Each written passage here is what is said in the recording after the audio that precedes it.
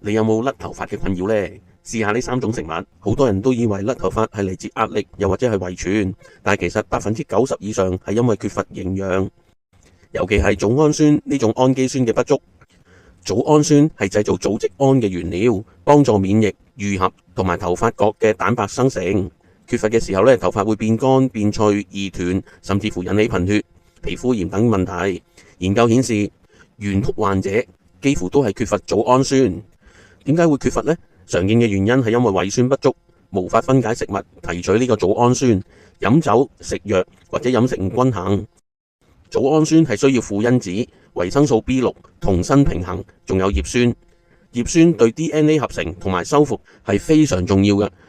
缺乏等於令細胞受到輻射般嘅損傷，增加癌症嘅風險。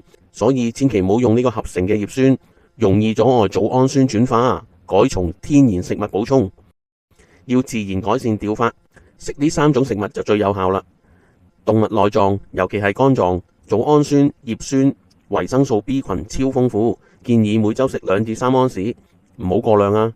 優質嘅動物蛋白，牛肉啦、雞肉啦、魚，提供完整嘅氨基酸，支持頭髮再生。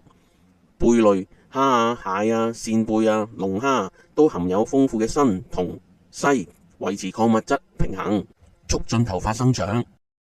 另外，綠葉蔬菜好似羽衣甘藍啊，補葉酸非常之好。如果胃酸不足，可以考慮補充呢個甜菜鹼嚟幫助消化。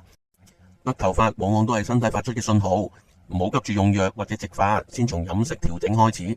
好多人就係咁樣食咗幾個月，頭髮都明顯變厚變亮，記得先諮詢醫生啊。